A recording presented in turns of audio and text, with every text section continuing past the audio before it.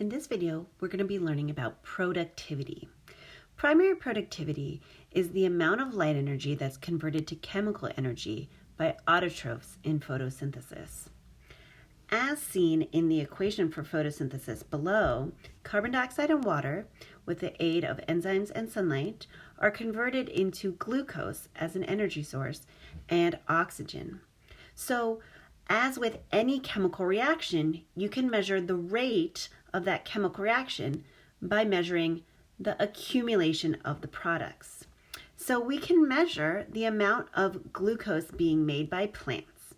And when we do that, we are specifically measuring something called biomass. Biomass is essentially the amount of organic compounds made by an organism. Now, because an organism is full of water as well as organic compounds, typically to figure out biomass, you need to dry out and dehydrate the dead organisms that you're trying to measure. Okay, so think of biomass essentially as the dry weight. What's left over from an organism after the water has been removed? Those are the organic compounds left behind that would have been synthesized. Another way you can measure productivity would be to measure the amount of oxygen produced. Okay, and since oxygen is a product, again, of photosynthesis, the more photosynthesis, the more oxygen being produced. Now, depending on your environment, whether it's aquatic like we see here with this algae-filled pond, or terrestrial like this meadow, scientists will choose different methods for measuring productivity of these different ecosystems. Now, when we talk about primary productivity, we really want to talk about two different forms: gross productivity and net primary productivity. So gross is going to be the amount of organic matter synthesized by the producers per unit area in a given time. So gross primary productivity is your total productivity, okay? So it's basically how much products are made. So in this case, we are looking at biomass when we're talking about organic matter made, but it could also be measured using the total amount of oxygen produced, okay? So it's giving us the idea of total photosynthesis. The problem is plants don't solely do photosynthesis. Plants also do respiration. And so some of the photosynthetic products that they make, the plant would then use in its own body to keep itself alive and power its metabolism as it breaks down those organic compounds and oxygen to produce energy molecules such as ATP. So we refer to this kind of what's left over after respiration as net primary productivity. Okay? Net primary productivity, if we're looking at biomass, is the amount of organic matter stored by producers. So it's how much organic compounds are left over and are stored in the body after all the respiration and metabolic processes carried out by the plant. Okay? So it's going to be lower than our gross primary productivity because we've taken away how much was used by respiration. So here's our equation. Net primary productivity is the gross primary productivity minus the amount used in respiration. And net primary productivity is a valuable tool for ecologists because it then lets scientists know how much of the photosynthetic products are then available for other organisms in the environment. So those heterotrophs that say want to eat those autotrophs. So how do scientists actually measure productivity? Well, one way they can do it is through the light-dark method. So with the light-dark method, you're going to take an initial measurement sample of productivity. Okay, so this could be the amount of biomass of, say, a grass sample. So let's say you have a field and you want to figure out how productive that field is. Take samples of that grass, dehydrate it to remove the water so that all you're left with is the organic compounds. Biomass is a great way of measuring terrestrial productivity. Or you could take the initial sample by measuring the amount of dissolved oxygen in a sample of, say, pond water. Okay, so how much is the algae in that water producing? Dissolved oxygen is an excellent way of measuring productivity for aquatic ecosystems because the oxygen that is produced is then essentially trapped or dissolved in the water around it. Whereas any oxygen made by, say, our grass sample is going to mix in with the atmosphere. And so it'll be harder to measure the change. So once you have an initial measurement of, say, biomass or oxygen, okay, that is your baseline, okay? Then what you're going to need to do is you're going to need to take your plant sample and you're going to need to put some of it under 100% light so it can do photosynthesis, okay? But remember, in light, it's not just doing photosynthesis, it's also doing cellular respiration, okay? So what we consider the light bottle is going to be P for photosynthesis and cellular respiration, okay? And that'll help you then figure out your net productivity. You will also need to place a plant sample in the dark. So you're basically eliminating photosynthesis from that sample. It can only do cellular respiration, and that'll help you determine respiration. Okay? So you can compare to your initial values to figure this out. Now, let's look at this first one right here. So if we have our initial dissolved oxygen, let's use oxygen as our means of measuring for this case. We have our initial oxygen, and then we have our dark bottle, which was only able to do cellular respiration. So the difference between the initial minus the dark is going to give you your respiration rate. Okay, now with the light bottle, because it's doing both photosynthesis and cellular respiration, okay, anything that's left over in the light bottle is going to be your net productivity. So your light bottle minus your initial is going to give you your net productivity. How much is left over after respiration has occurred?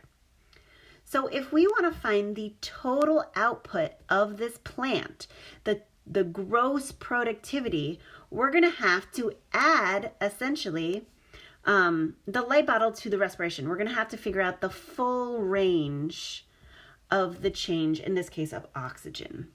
Okay, so we're going to take our light bottle minus our dark bottle to figure it out.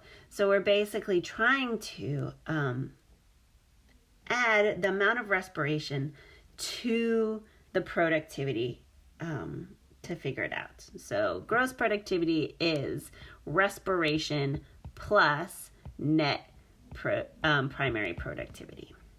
Okay, so here's another way of looking at it. So this I was just describing was dissolved oxygen. So these are little green water samples full of algae. Okay, we have different bottles of these of algae samples. Some of them will be initial, some of them will be in light all the time, and then some of them will be wrapped in tin foil to be in a dark sample and to only do respiration. Okay, so again, initial minus dark is going to give us our respiration rate, whether it's the dissolved oxygen in our water samples or, say, taking dried grass samples from a field. So taking initial biomass of the grass and then letting some of the grass grow in a dark environment and then taking its dry mass after a certain amount of time. Okay, so that's respiration.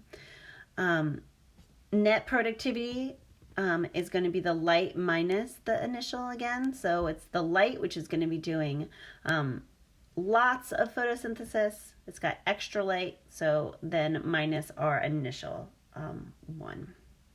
And then gross productivity is the difference between light and dark. It's the full range, right? It's going to be our respiration plus our net primary productivity. Okay, so those are just different ways of helping you visualize this idea of the light-dark method. Now, productivity, since it's a measure of photosynthesis, can be limited by factors that affect photosynthesis.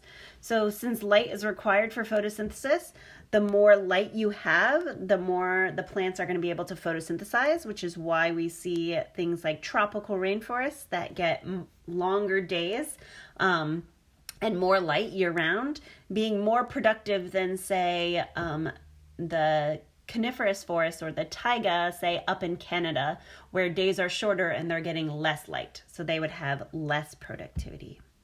Water is also a limiting factor, especially when it comes to terrestrial ecosystems. So, for example, the desert is going to be less productive than, say, a wetland, okay? Because of the access to water in order to carry out photosynthesis, since it is a reactant.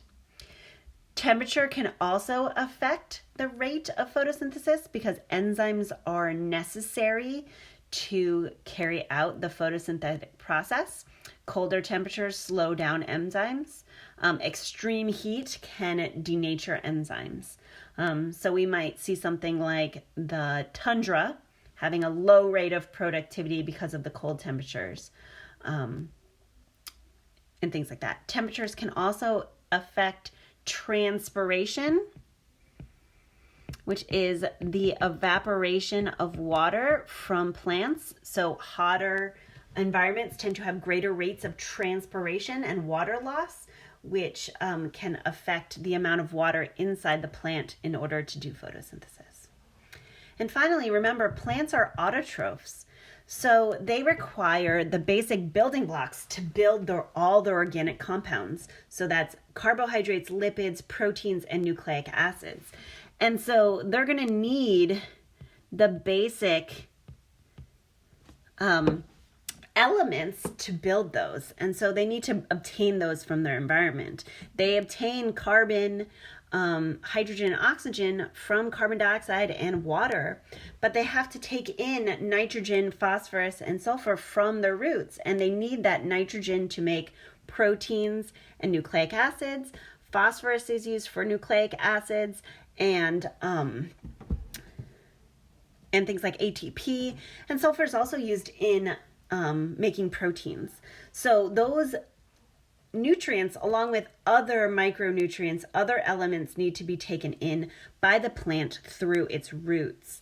So a limiting nutrient is an element that basically is limited in the environment and would need to be added in order for there to be more production, more primary productivity. Now we see the effects of when humans can add too much of these extra limiting nutrients to an environment. So if a farmer, for example, has a field where he's trying to grow corn, they might add extra nitrogen or phosphorus fertilizer to that farm to try to increase production, to increase photosynthesis, to therefore make more corn kernels, which are storing those carbohydrates that are made in photosynthesis. But if some of that extra nitrogen and phosphorus fertilizer washes off into a body of water, that body of water could receive those extra nutrients, which could then cause a boom in algae that live in that water. So they're able to have more nutrients to be able to produce more organic compounds and produce more cells. So population is going to grow rapidly. And that algae can then grow in abundance. It can block out light and kill off other producers in that body of water, and it can cause an increase in decomposers.